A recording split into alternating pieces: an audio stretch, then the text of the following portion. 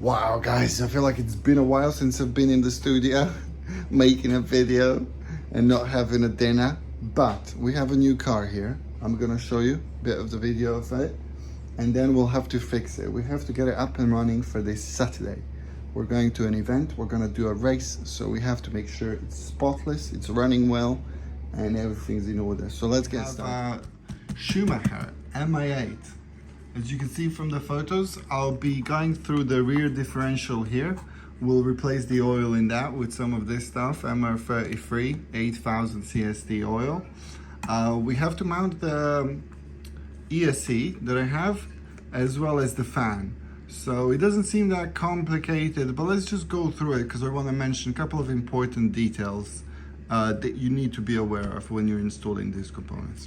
Okay, so let's get started. We'll go ahead and mount the fan first. The important thing I want to mention when mounting the fan, I do have a small plate here that you can see. I'll just zoom in so you can see it a little bit better. It's a brass plate that adds a little bit weight to this side of the car and also makes mounting these components quite easier, because as you can see there's a lot of holes here in the chassis, and that doesn't make it so easy to mount anything on. Luckily this fan has a good surface area here, what you can see, so I've already put the sticker on, so we'll just go unglue that and we'll get it stuck right onto that plate.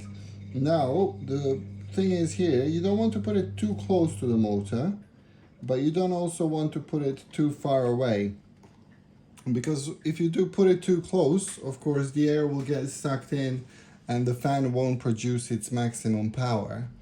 And likewise, if you put it too far away, it just won't be as effective. So it's quite important to mount it right about there. So you do want to have that nice 3-4 millimeter gap between the motor, the fan and the motor itself.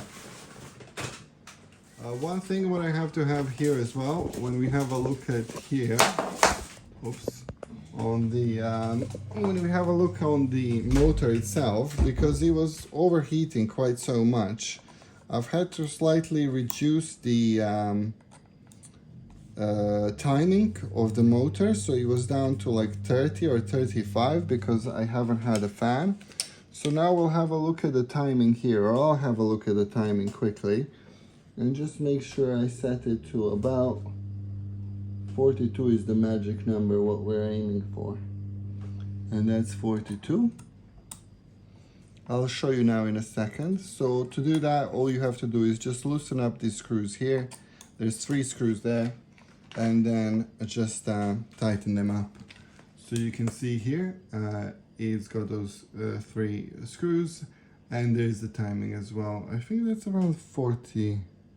That's closer to 45, so let me put that back. Okay, now we seem set onto the 42 mark. Now the next tip what I'll give you is when mounting the ESC. This one actually has, this car has slot here, so the ESC wire goes actually under the motor. And what I've just bought is some of these plates. These plates seem to be excellent mounting for these larger items. Of course, I use this also for my receiver here in the front. But what you want to do with the motor, and I'll get this done off camera, is that you don't want to mount it too close to the motor, because that will also affect its temperature. So what's quite important is to again leave 1 or 2 millimeter gaps, and any kind of weight ratio that you're worried about, you should handle that elsewhere. So we'll just mount this here and I'll show you. Okay, there we go. So you can see I've left quite a decent gap in there because I want to make sure that all that hot air that comes out of the fan through the motor here at the bottom doesn't go straight into the ESC. And you can see that ESC has plenty of dirt, so we'll have to clean that as well eventually. Now we'll get started with the rear differential, assembling that. As you see, I've had a manual in front of me on that, so I'll just speed up this next section where I'm disassembling it, and then I'll show you what it looks like. This video is to be sped up.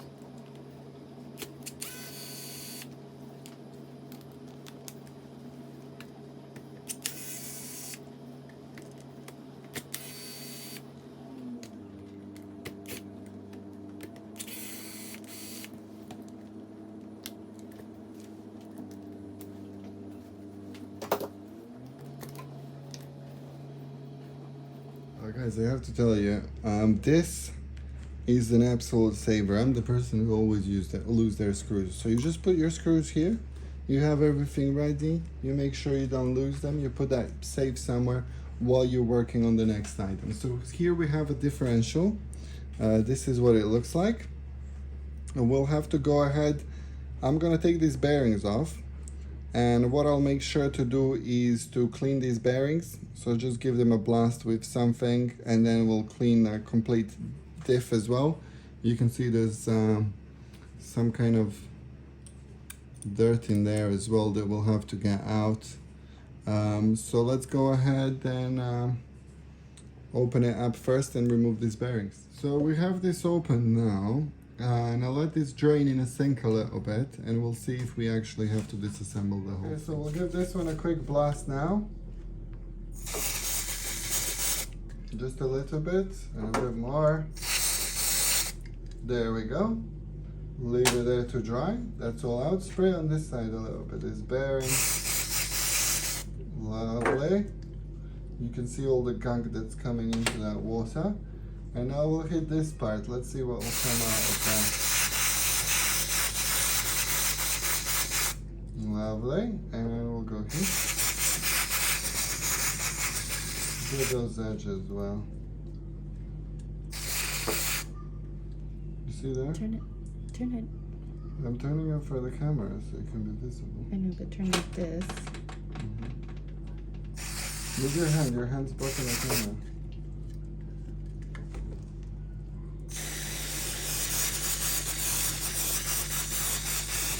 Okay, so we just bathe it in that.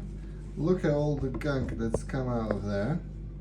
So we'll just let it naturally dry now. And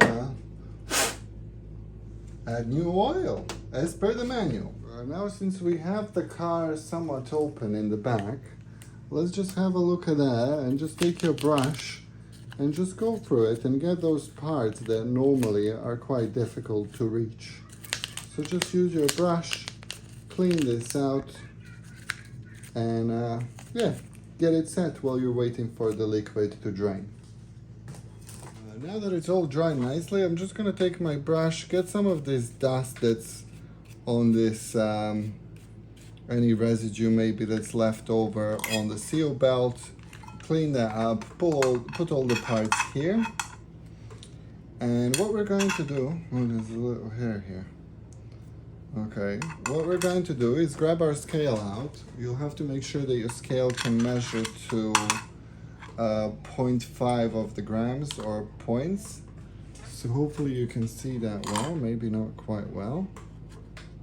Let's just put the scale there, and then I'll try and zoom you in. So you see the scale, we'll just reset it so it's zeros. We can see that that's 0, 0, and it's showing us here that it's flat. So we'll put this on top here. We'll again reset it so it's 0, 0, and then this is where our oil comes in. I'm going to write 8,000 oil into the rear diff, and this keeps changing, so we'll just restart it quickly. And what it says from manual, it says to fill until 1.6 grams of oil, 1.6 grams of oil until this gear becomes covered.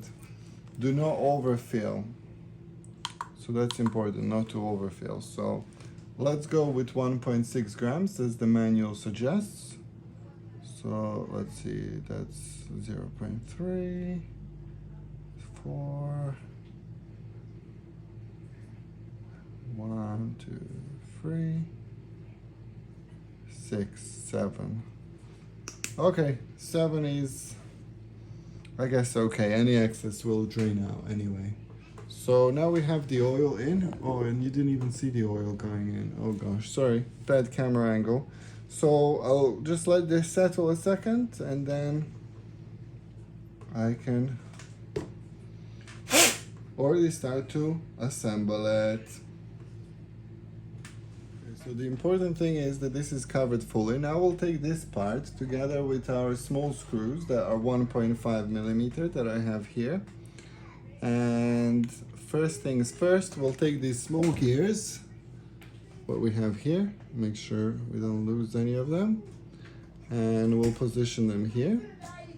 So we'll reassemble this as such, and then to position this properly, we'll just close it like so, making sure that all the screws are in the right places, and then we'll start screwing this in.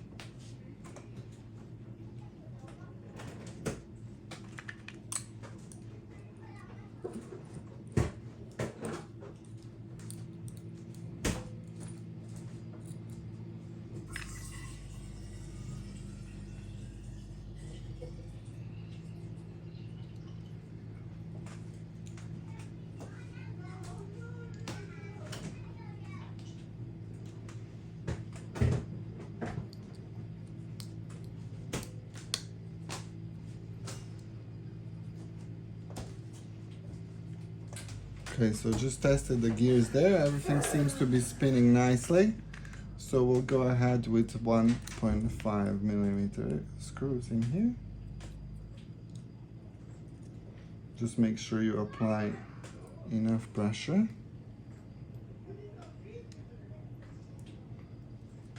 On the top and the bottom. Now when it comes to assembly of the car, we'll just go through what we've done. Oh, my light is there.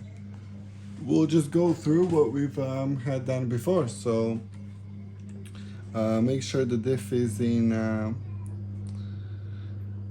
the right location, which should be like that. And then we need the two pins, the two bushings that actually hold it. So if I have a look at the manual, I think this should go something like this, and this one here will go like that, right?